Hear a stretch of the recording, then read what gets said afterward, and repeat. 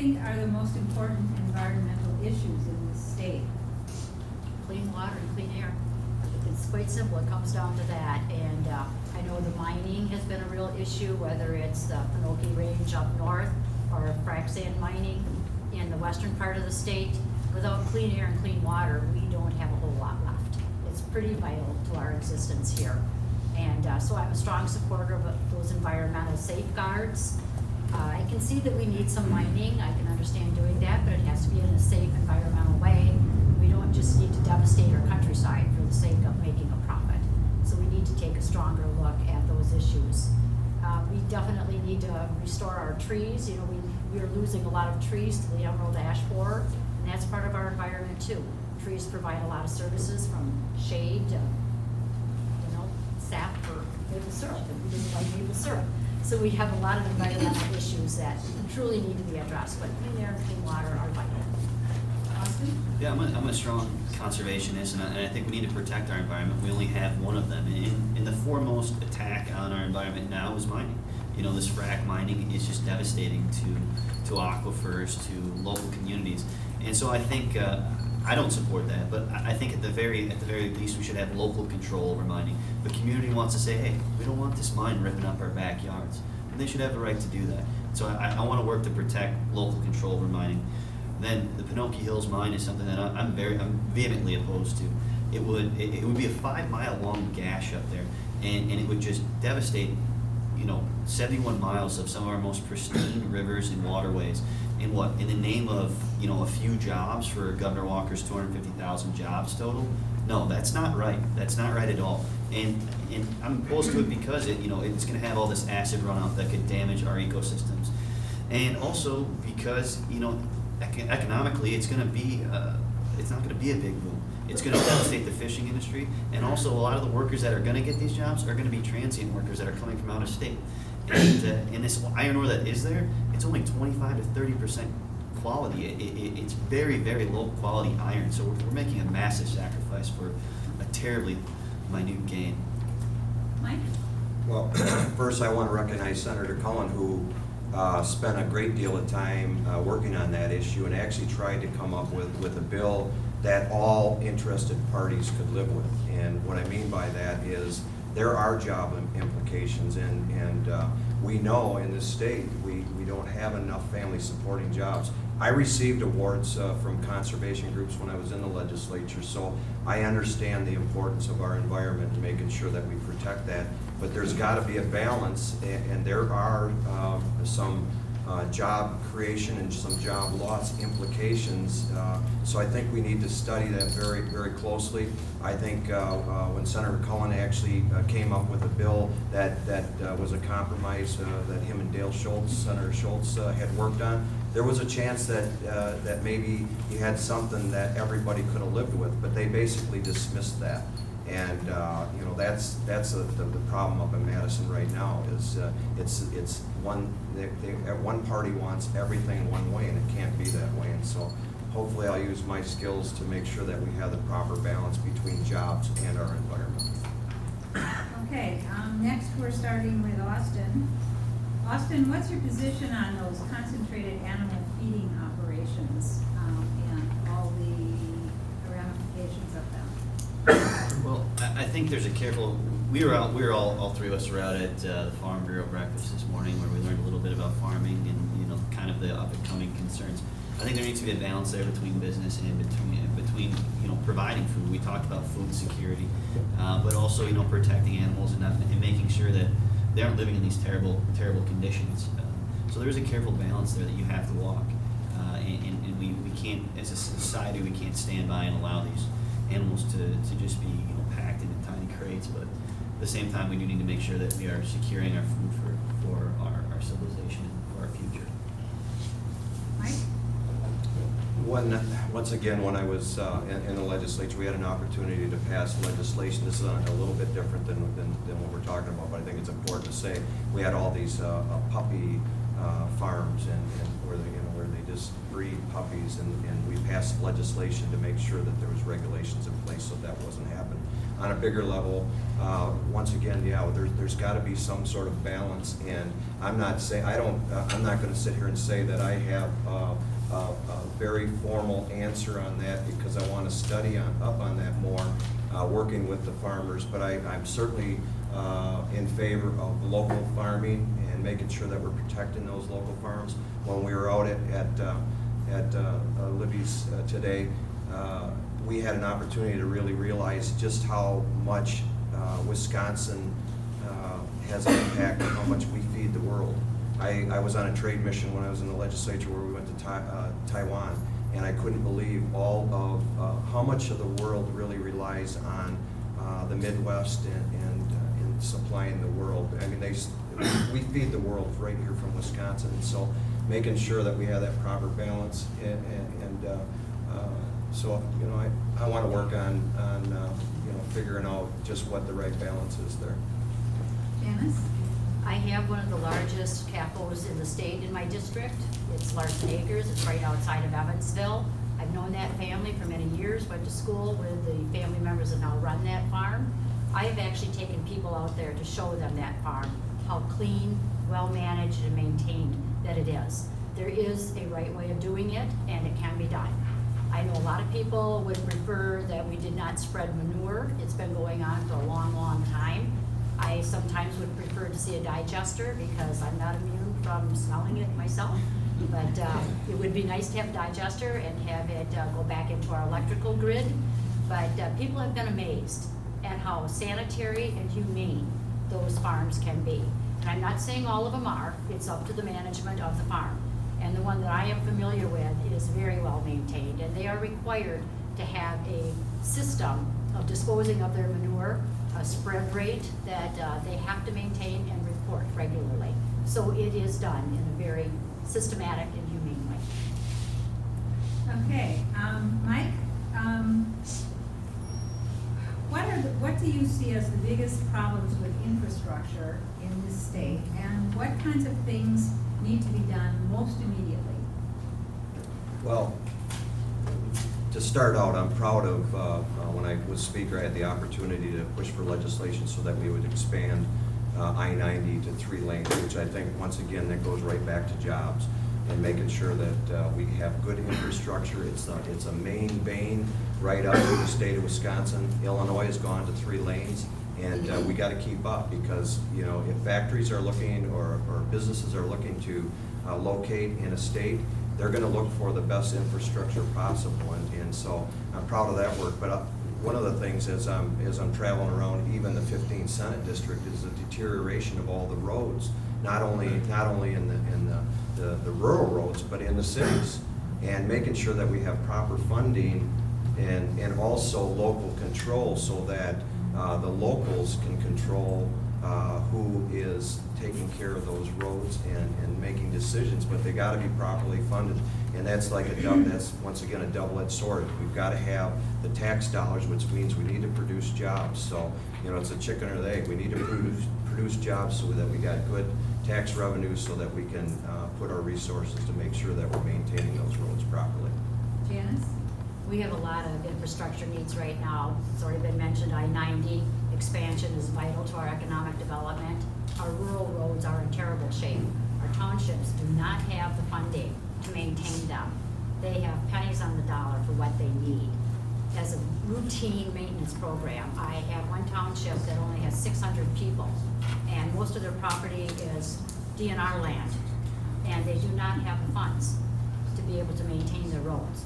And that's just one instance. It's throughout the state. We neglected our roads. We raided the highway fund years ago, so there isn't enough funding there right now. New ways of funding have been looked at, but that plan got set on the shelf. No one agreed on how to go forward, how we should do it. And we do need to re-examine that, because we have to find a way to add revenue to fix our roads, because we're using less gas, cars are more fuel efficient, people are traveling less. We can't rely on one source, so we have to look at a wide range of different options. Austin? Yes, the I-90 needs to be expanded. We're coming up to a hurdle as far as funding looks, because the way I-90, the expansion was passed, it was kind of behind closed doors, and so they didn't properly align the funding for that. Now, it's a federal road that we, usually with federal highways, we don't pay any more than 20%, but we're paying 70% of this, and the federal government's only paying 30%. So we're gonna have to look at new ways of funding, and there's a lot of options on the table, but we're gonna have to be creative and do what's best for the people. And because not only do we need the I-90 expansion for commerce reasons, but for safety reasons too. It's dangerous to have a bottleneck at the state line, going from 3 lanes to 2 lanes all of a sudden, and then back to 3 lanes after Madison. So we need that. And then also our rural roads are in disrepair. Our system is aging, and they don't have the funding. Governor Walker cut funding to local municipalities for the roads. He cut it 6% over the last 2 budgets. And so, they can't make ends meet. So we're gonna have to find a way to help them from the state level, because bonding is incredibly more expensive than just providing the assistance. Okay, next is Janis. Janis, we have heard a lot about ALEC, American Legislative Exchange Commission or Committee, and the fact that they create legislation which they give to people to take back to their states and propose as bills. The legislation is coming out of ALEC and not coming out of the state. Do you think that's a good way to do business, or what kinds of things could we do, if you don't think so, to change that? Well, I don't agree with the way ALEC does things. Typically, Democrats are not invited to the table on that one. Now, we do have one member who has attended, and she reports back to us. And prior to her attendance, Mark Pocan attended and came back with his stories on what happens at ALEC. And it's all put together by the extremely wealthy moneyed interests out there. And it usually is something to crush the middle class, the everyday person. It does not serve our best interests for the everyday person. There's nothing that happens with ALEC that serves my interests, quite frankly. It's usually to crush the middle class. So I think it's wrong that people from the opposite side of the aisle are taken to seminars on what they call scholarships, so it's expense-free to them, and they are given this canned legislation to bring back home and submit as their own. And it does happen, and it's unfortunate. Changing the majority, once again, is the way to change that. Thank you. Austin? Yeah, I think it's just a problem with special interests and money in our system. We can't allow lobbyists, we can't allow rich businessmen, we can't allow special interests like ALEC to write legislation and then just hand it to their, what are essentially, their workers, because they bought all these races. And then they go and they pass legislation that is just personally crafted to meet their ends, with no regard for the people.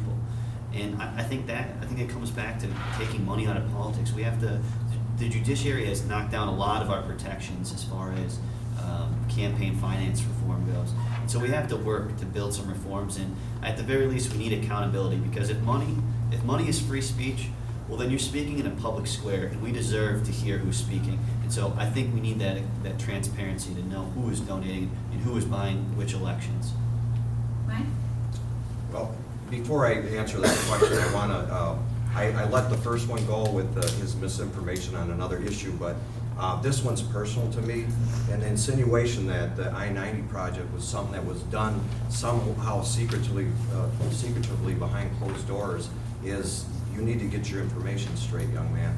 The special committee that hadn't been called to me for 8 years. You can address that later. The day that that legislation passed, unfortunately I couldn't be there because my parents got in a serious car accident. So I take it personally for you to insinuate that I did something immoral on passing that legislation. That legislation is going to create a ton of jobs, if not in the infrastructure of the state, and put a lot of workers building that.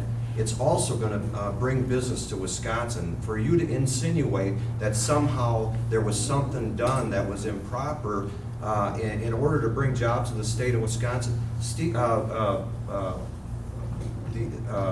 Parisi, who's now the county exec, actually was a good friend of mine who was in the state legislature and actually sat in for me that day. It would have been a great honor to be part of that meeting, because that's one of the things that I'm so proud of, is a project that's going to create a lot of jobs in the state.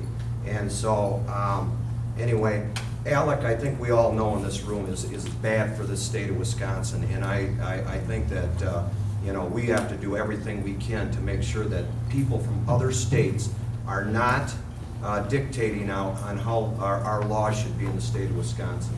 Thank you. All right, you can have 3 seconds. Okay, yeah, the way it was passed was, usually DOT sets transit projects and they set the schedule for them. There's a special committee that can meet, that can be called occasionally to set transportation projects. It hadn't met in all of Governor Doyle's 8 years as governor, but for some reason he decided to call it at the last minute, at the last second, right before an election, and put that through. And what that happened was it just allowed it put us in a funding situation where now instead of where this program would be normally funded 20% state and 80% federal, now it's 70% state and 30% federal, and that's $500 million that it's just going to take away from local roads, and that causes problems elsewhere as far as funding for patching up these rural roads that are falling apart. And when I get to Madison, I'm going to fight to make sure that that's fully funded and we get that project done on time, because it's too important to the state of Wisconsin. Absolutely, absolutely. Okay, I think I'm gonna ask the last question, which is, what makes you different from the others running in this primary position? Why are you best qualified to be our senator from this district? And so, Austin, you're. Okay, first of all, something I just wanted to mention that we didn't come up is protecting Wisconsin retirement system. It's a beautiful thing. It's 99% funded. I think we need to protect that for workers going forward.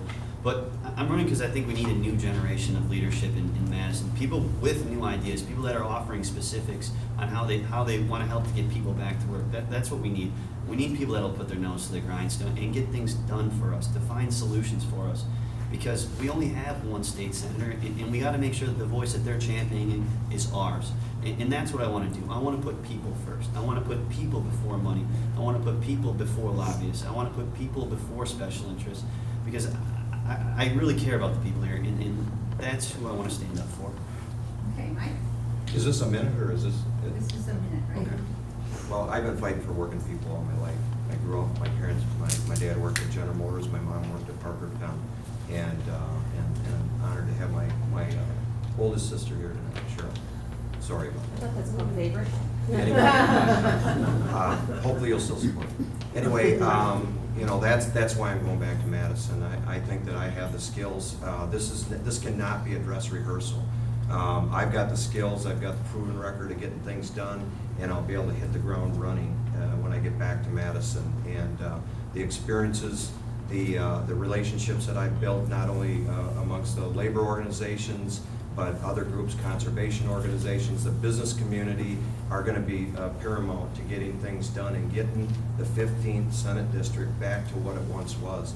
I am, some people have dismissed, we've got one more year to go before that General Motors plant is no longer in standby, and I'm going to make every effort I can get. And that cannot be the only thing, the only job creation that we can have to do. There's so many other areas that we can work on, but I'm going to work my tail off to make sure that we do everything we can to get that back into Wisconsin, because I think that'll make a big difference in the economy in this part of the state, and we can bring other jobs in with that. So, Janis? I've had a long and diversified background.